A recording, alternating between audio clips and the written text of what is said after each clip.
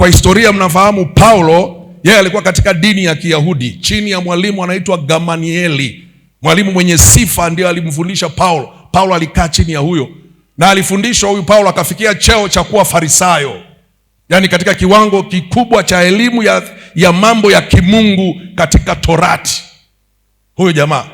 Na kwa sababu alijua Torati, hakumjua Yesu kwamba yeye amekuja na neema, Paulo akasimamia msimamo mkali sana. Akiwa kijana kabisa, alikuwa hakubaliani na watu wanaohubiri habari za Yesu.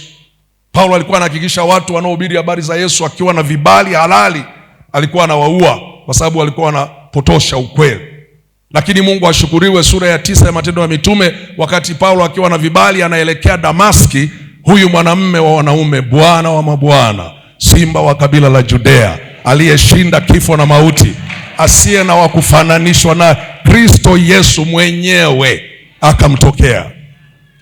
Akampiga kwa nuru ya ajabu. Paulo akaanguka chini.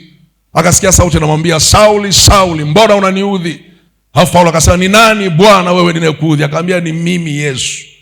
Yaani Paulo kwa kulitesa kanisa alikuwa anamuudhi Yesu. Akamwambia, ni mimi Yesu. Maandiko yanasema Paulo akawa kipofu sahili. Akaambiwa, nenda ingia mjini utaambiwa mambo yanayokupasa. Siku 3 Paulo haoni, hali wala hanywi. Wakati huyu Sauli anakwenda kwa Anania au anakutana na Anania, ukisoma Biblia unashangaa kwa sababu Anania hata anakosa ujasiri. Anamwambia Sauli, yule Yesu aliyekutokea huko, yaani hataki kabisa kujihusisha asije akauawa. Yule Yesu aliyekutokea huko ameniambia nikuwekee mikono. Sasa pokea mikono uponyaji. Paulo anafunguka macho, anajazwa na Roho Mtakatifu, halafu Paulo anaanza kuihubiri ile injili aliyoipinga siku za nyuma.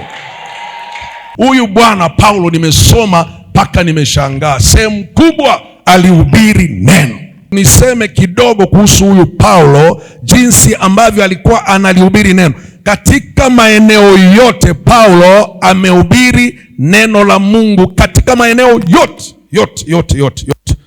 Paulo alikuwa hajalihubiri. Soma tu Biblia utaona. Maeneo yote ameeleza neno la Mungu jinsi lilivyo.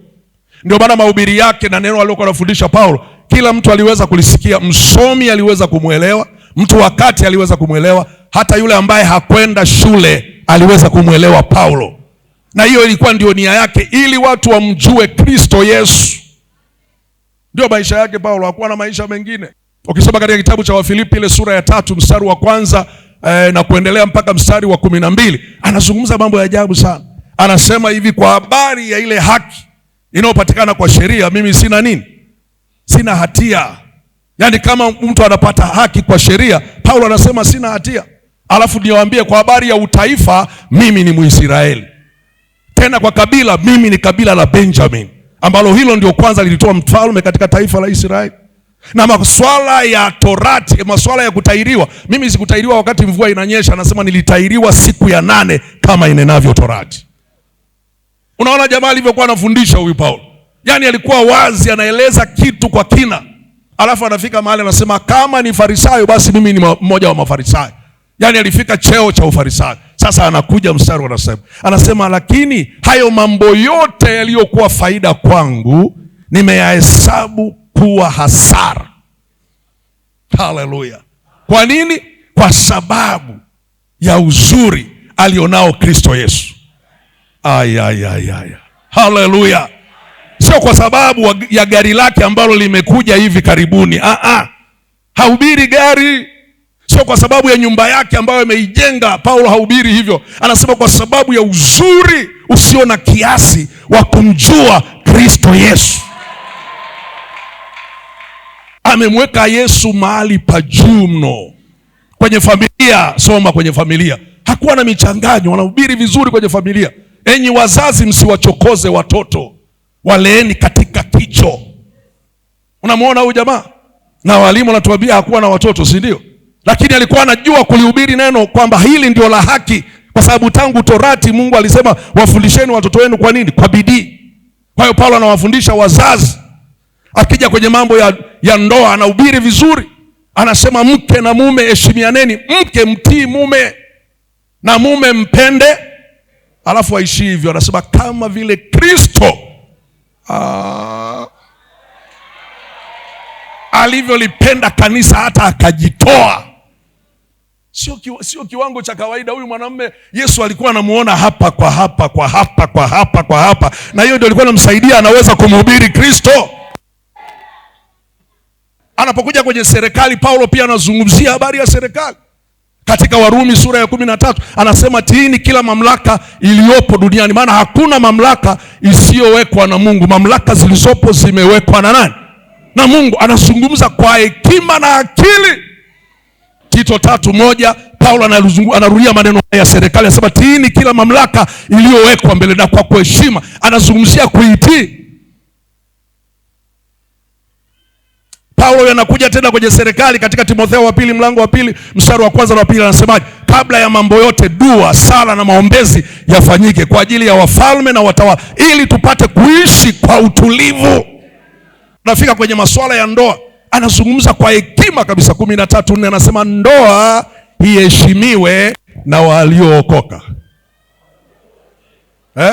Ndoa iheshimiwe na wa FPCT.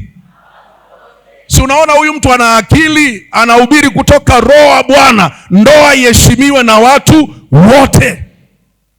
Pointi yangu iko hapa, lihubiri nini? Neno. Mchungaji acha hadithi, nabii acha hadithi, wahubirie watu neno la Bwana. Watu wana hamu kusikiliza neno. Neno la Mungu ndio uzima. Neno la Mungu ndio ufunguo. Hasa huyu Paulo ukimsoma safari zake zote, ukisoma maisha yake yote, yani huyu bwana amenipa challenge kubwa sana. Alikuwa muda wote, masaa yote anapokutana, yeye analihubiri neno. Anamhubiri Kristo Yesu Bwana na Mwokozi wa maisha yetu. Ukisoma katika kitabu cha Matendo ya Mitume sura ya 19, Paulo alitelemka wapi? Efeso. Akakuta wanafunzi ambao walihubiriwa na mtu mmoja anaitwa Apolo. Kauliza, ninyi mlipoamini mlipokea Roho Mtakatifu? Akasema hata kusikia kama kuna Roho Mtakatifu hatukufanya nini? Hatukusikia. Kwa sasa mlibatizwa kwa ubatizo gani? Wakasema wa Yohana. Akawafundisha watu pale, wakaamini, akaweka mikono, wakajazwa Roho Mtakatifu. Mistari inaendelea, anasema akakaa pale, akapata watu katika darasa la mtu mmoja anaitwa Silano, akawafundisha vya kutosha. Mstari unaofuata wa 11 anasema kwa mikono ya Paulo Mungu akafanya miujiza isiyo ya kawaida. Mikono ya nani? Ya Paulo. Akafanya miujiza isiyo ya nini? Ya kawaida. 12 kwenye ule mji wa Efeso kulikuwa kuna mtu kuhani mmoja anaitwa Sike. Mtu huyu alikuwa kuhani, nabii wa uongo, Myahudi. Alikuwa na watoto wake 7. Walikuwa wakifanya uchawi katika mji wa Efeso. Sikiliza, kwa historia Efeso ilikuwa inaongoza kwa uchawi duniani wakati huo. Palikuwa pana uchawi unatumia vitabu aina 3. Na kukipata hicho kitabu kimoja ilikuwa ni dinari za kutosha. Dinari 50,000 mpaka ufundisho huo uchawi. Palikuwa pana uchawi wa kuita majini hapo Efeso.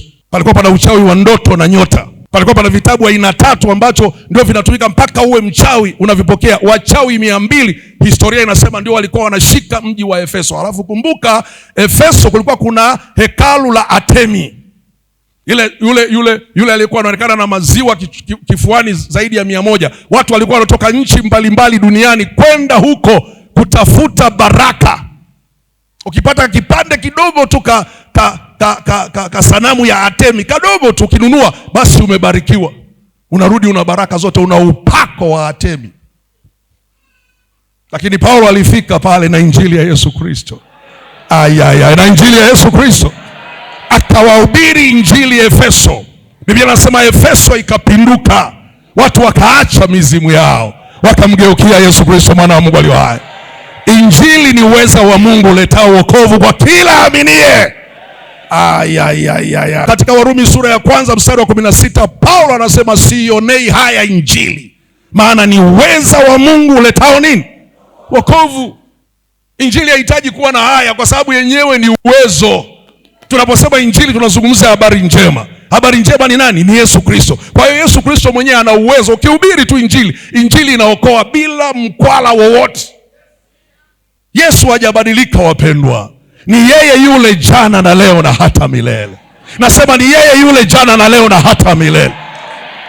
Kama Mungu ametupa neema ya FPCT, tusichanganye maneno, tunyooshe injili. Tunyooshe injili.